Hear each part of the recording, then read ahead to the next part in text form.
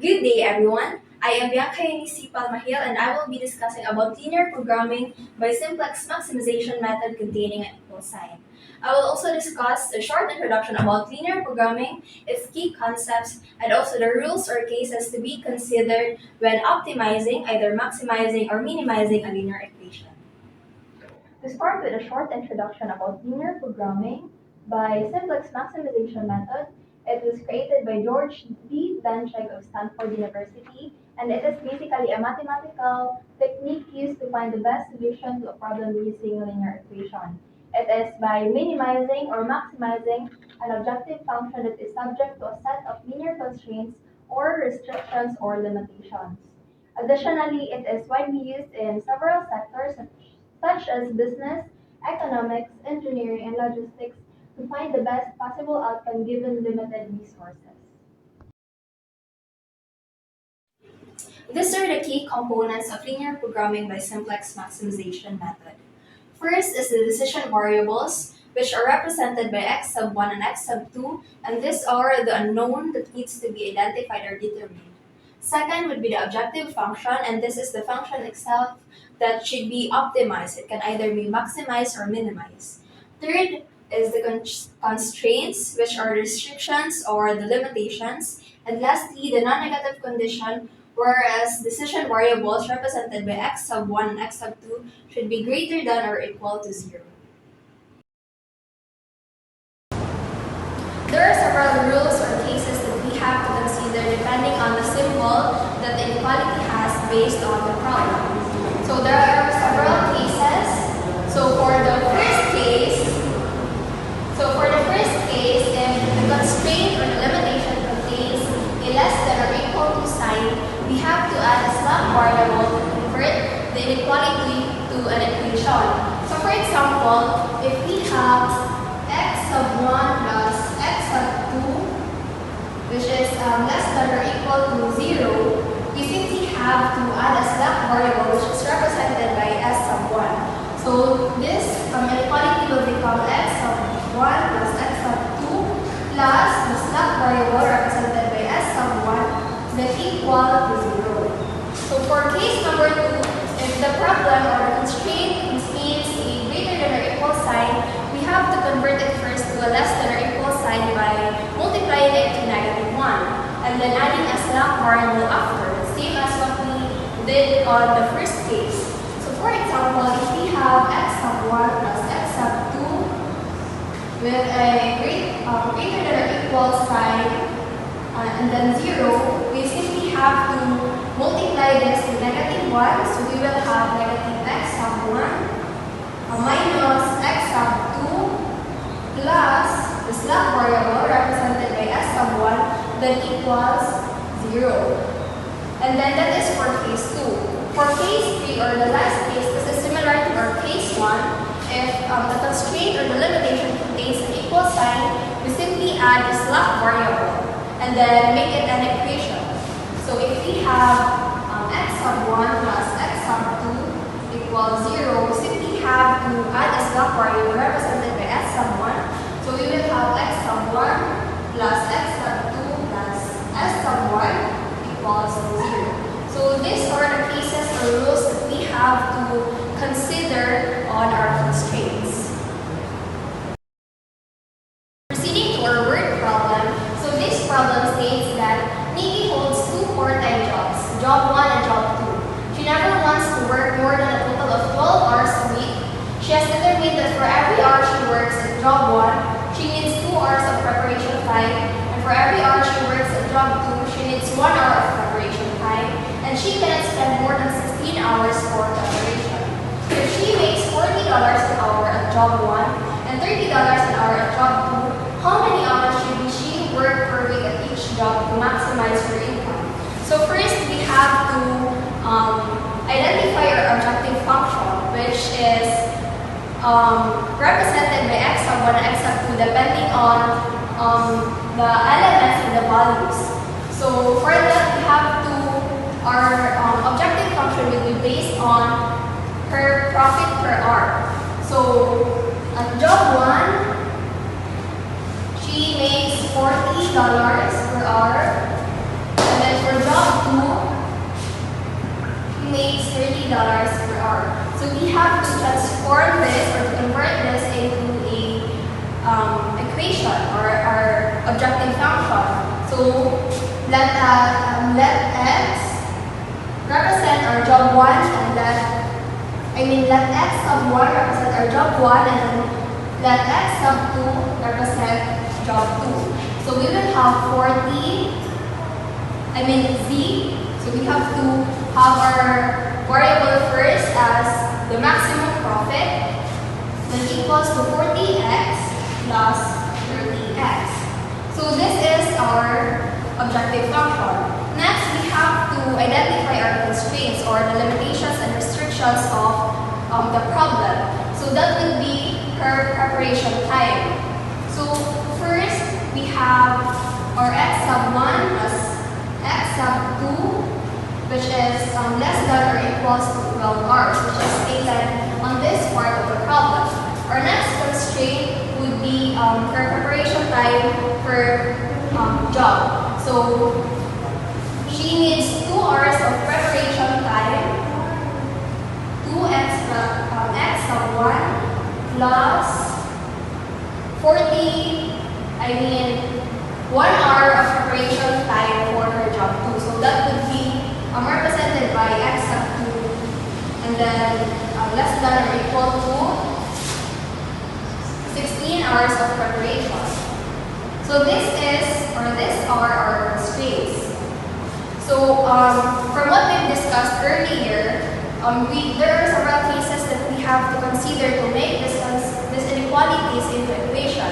So since both constraints have less than or equal to symbol, we simply have to add a slack variable represented by s sub 1 and then change the symbol into an equal sign.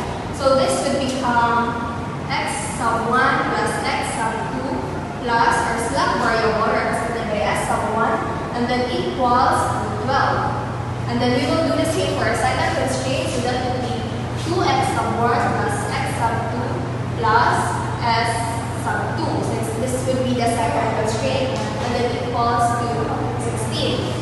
So now we already have our updated constraints, which is already in the standard form. So these are now our standard form constraints. After converting our inequalities, we have to also convert our objective function and equate it to 0. So we have to transpose these values. So we will have negative 40x minus 30x plus z is equals to 0. So this is now our updated objective function. So after doing this, we have to create our simplex table. So now we have our standard form of constraints. So now we have to create our simplex table. So first, we have our bases, which is s sub 1, s sub 2, and our 0. And then we will put the other elements at the top. So we have x sub 1, x sub 2, s sub 1, s sub 2, and then our RHS or our right hand side. And then now we have to fill in our table based on the constraints and the function that we have. So for s sub 1, which is our first constraint, we have 1 for s sub 1, 1 for x sub 2, and then 1 for s sub 1. And then since there is no s sub 2 in our first constraint, we will put 0 for s sub 2. And then for our right hand side, we have 12. Then we will do the same on the second constraint. So we have 2, 1, and then since there is no s sub 1 on our second constraint, we will put 0, and we will put 1 on our s sub 2. And then our right hand side for the second constraint will be 16. And then our 0, we will base that on our converted objective function. So we have negative 40 for x sub 1, negative 30 for x sub 2, and then since there is no slack variables present in our function, we have to put 0 on both variables.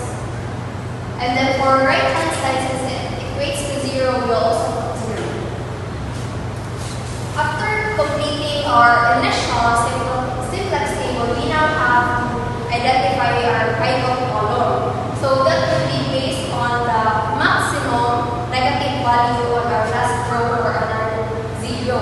So the maximum negative value on our zero would be negative 40. So that makes x sub 1 as our pivot column.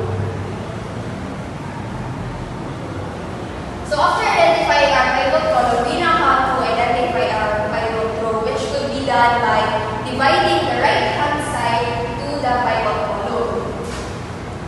So we will have 12 divided by 1, which is equals to 12, and 16 divided by 2, which is 8. So this is called minimum ratio test. So we have to choose the minimum ratio to identify our pivot row. So since 8 is less than 12, that would be our pivot row. So meaning row 2 is our pivot row, making negative 2 rather, as our pivot 11 because it belongs to both pivot column and pivot row.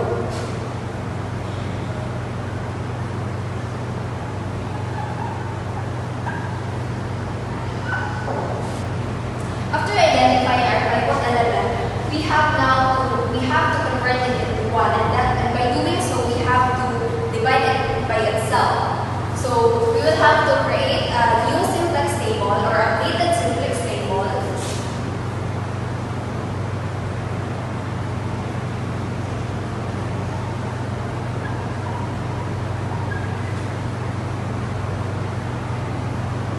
Also in this section, our bases will change. So our pivot column, which is x sub 1, will enter our bases and will replace the pivot row, which is s sub 2. So as our bases, we will retain s sub 1, and then x sub 1 will enter the bases, and s sub 2 will leave the bases. So we will have s sub 1 and x sub 1 as our bases, and then we'll copy the other variables.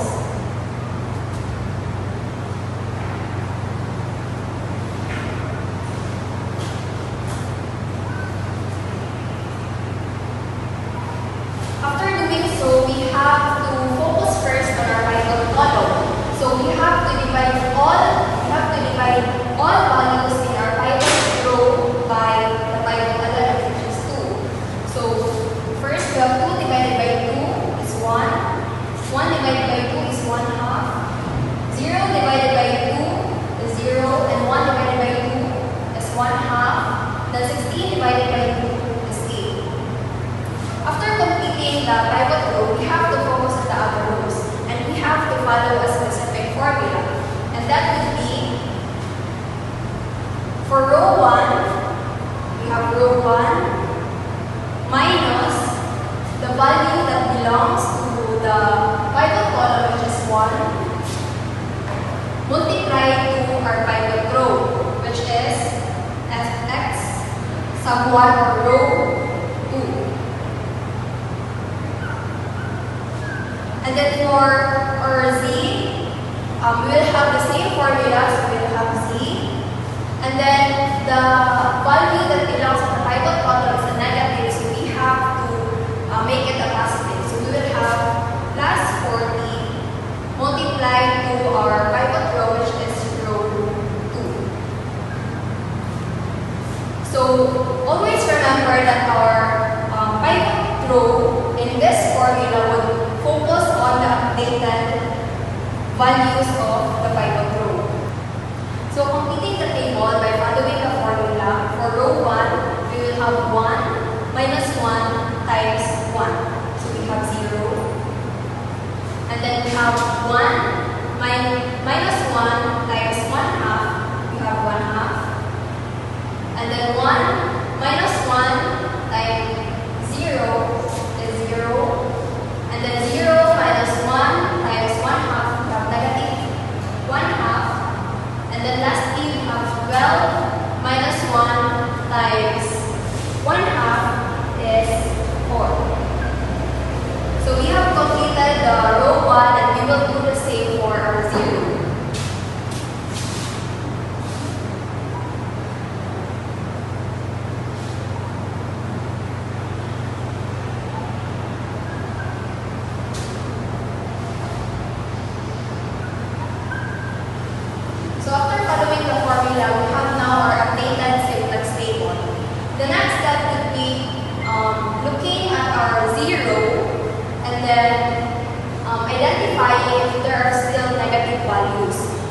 if there are no negative values or zero, then we have reached our optimal solution.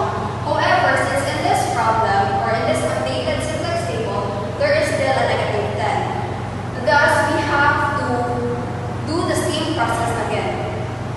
So our negative 10 will be our maximum negative value, making x sub 2 as our pivot column. Since we have our pivot column, we have now to identify our pivot row, which should be done by our minimum ratio test. And that will be done by dividing our right-hand side to our pivot column. So we have 4 divided by 1/2 and 8 divided by. So we have now to create another table to do the pivoting process again. So we have our bases. Through the same, what we did earlier, since x sub 2 is our pivot column, it replaces our pivot row. So our bases will be x sub 2 and x sub 1. And then we will copy the other variables on top.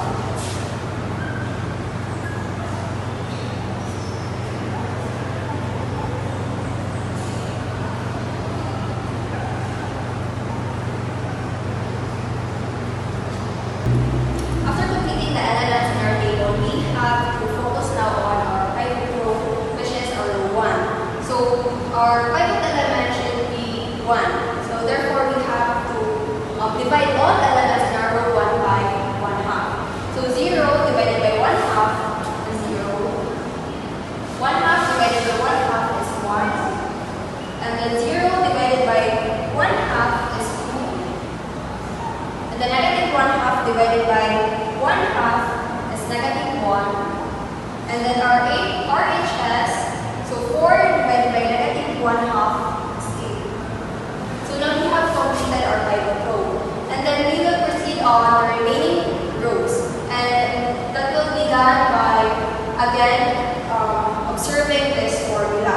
So for row 2, we will only change the variable. So we will have row 2 minus the value that belongs to the pivot column, 1/2, multiplied to the pivot row, which is x sub 2 or row 1. And then the same formula for the zeros, we can see. And then since the value that belongs in the pivot column for 0 is negative, we have to convert it into positive. So we will have plus 10 multiplied to the pivot row, which is row 1. So following this formula, we will have 1, 0, negative 1, 1, 4. And then for our 0, following the formula, we have 0, 0, 20, 10, and 400. So after completing the table, we can now see that there are no negative values in our row. Hence, we have reached the optimum solution for this problem. So to conclude this problem, we have to look at the bases. So we have x sub 1 and x sub 2. And then its values will come from the right-hand side. So for the result, we have x sub 1, which is equals to 4. And x sub 2, which is equals to 8. And our z, which represents the maximum profit, is equals to 400. Therefore, in this problem, Nikki have to work 4 hours at her job 1 and 8 hours at her job 2 to maximize her profit of $400.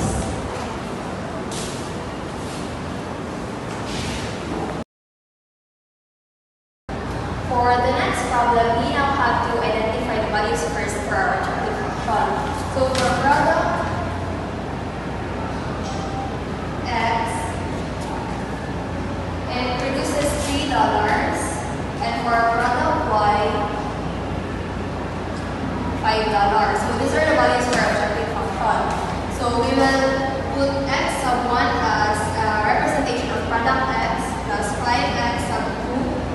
then this would be equal to Z, which would represent our maximum profit. For our first constraint, we will focus on the resource 1. So for product X, it requires 2 units, so we will have 2x sub 1 plus 3 units for product Y, so we will have 3x sub 2 equals to 0. And then for the next constraint, we will focus on the resource 2. So for product X, it requires 4 units, so 4x sub 1 plus, for product Y, it requires 1 unit, so we will only have x sub 2 and then equals to 0. And then it is stated there, here, the company has a total of 8 units of resource 1. So we will change this to 8. And then for resource 2, 6 units. After identifying our constraints or the limitations, we will now go back to the cases or the rules that we have to consider. So since it has an equal symbol, we will only have to add a slack variable. So this constraint will become 2x sub 1 plus 3x sub 2 plus the slack variable represented by s sub 1 equals to 8. And then the same goes with the second constraint.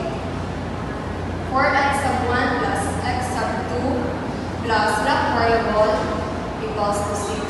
And then after that, we have to equate our objective function by 0. So we'll transpose this value. So we'll have negative 3x sub 1 minus 5x sub 2 plus z equals 0.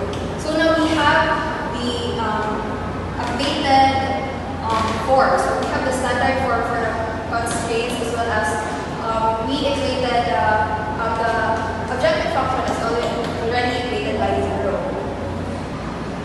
After converting our constraints to standard form, we now have to start with our simplex table. So our initial simplex table for the basis will have s sub 1, s sub 2, and our z. And then for the other variables, we'll add it at the top. So we'll have x sub 1, x sub 2, s sub 1, s sub 2, and then our RHS or our right-hand side. So we'll have to fill in this table based on the equations that we have. So for s sub 1, we have 2, 3, 1, 0, and then 8. For s sub 2, for the second constraint, we have 4, 1, 0, 1, 6. And then for our 0, we have to base it on the updated function. So we will have negative 3, negative 5, and then since it doesn't have any slack variable, we will put 0 for both variables and then 0 for the right-hand side. After completing the table, we now have to identify our pivot column by identifying the maximum negative value in our 0. So our maximum negative value is negative 5. Therefore, x sub 2 is our pivot column. After identifying our pivot column, we now have to identify our pivot row, which could be done by dividing the right-hand side to the pivot column. So we have 8 divided by 3, and then 6 divided by 1. For 8 divided by 3, that would be 2.67. So from this ratios, we have to pick the minimum. So we have 2.67. Therefore, row 1 is our pivot row. And then since the value that belongs to pivot column and pivot row is 3, therefore our pivot element is 3. After that, we have to create our updated simplex table. Since our pivot column replaces our pivot row, therefore we will have x sub 2 and then s sub 2 for our bases.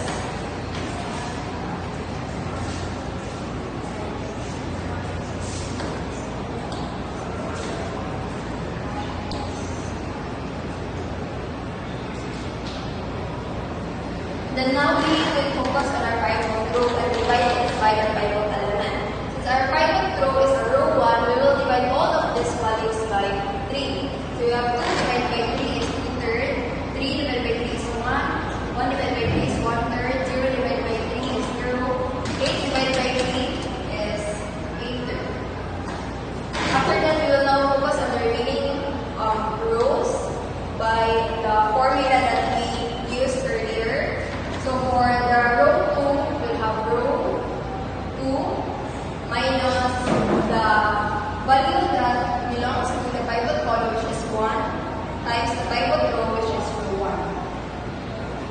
then for Z, we have Z.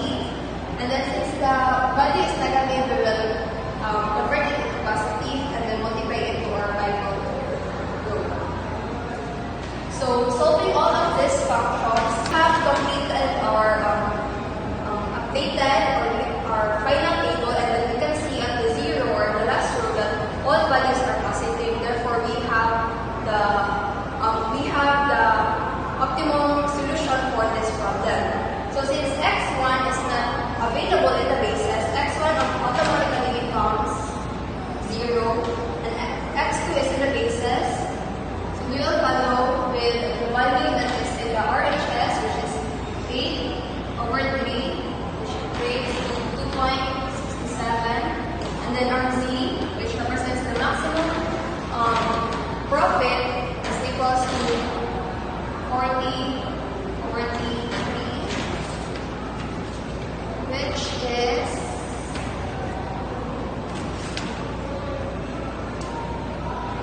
13.30.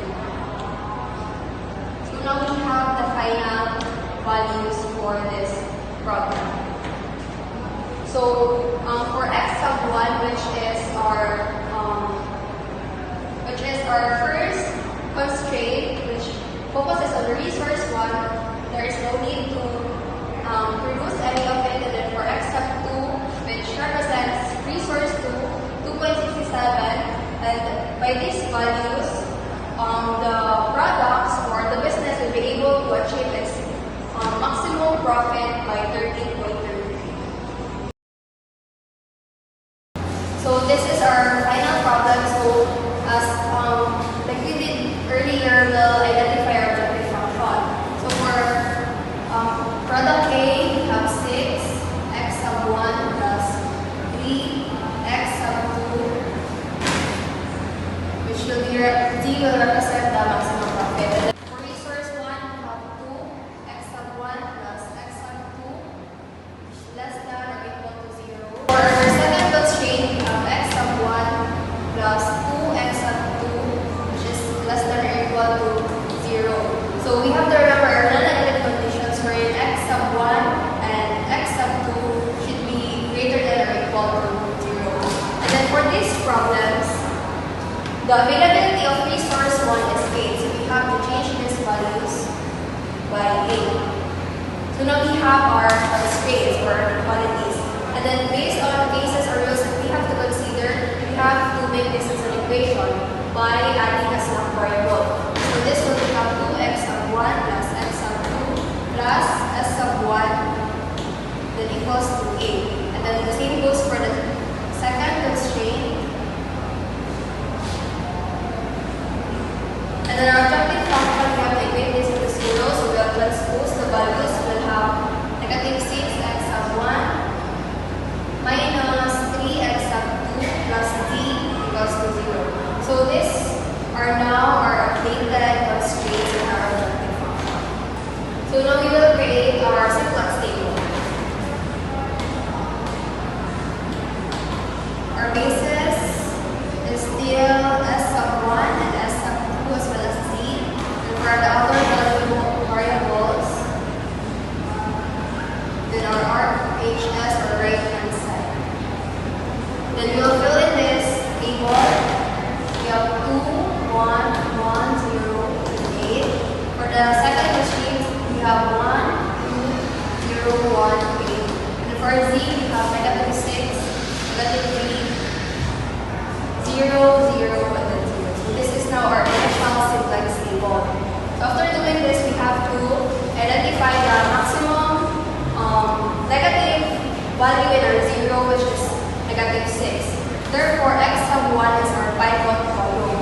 After identifying our pivot column, we now have to identify our pivot row, and which will be done by dividing our RHS to the pivot column. So we have 8 divided by 2, which is 4. Then 8 divided by 1 is 8. Since the minimum ratio is 4, therefore, row 1 is our pivot row, making 2 as the pivot element because it belongs to both the pivot column and pivot row. After identifying our pivot element, we now have to focus on the pivot row, which is row 1. And then the pivot element should be equal to 1. Therefore, all of the values will related table, our bases will change. The pivot column will replace the pivot row. So we'll have x sub 1 and s sub 2 as our bases, and then we'll copy the other formulas.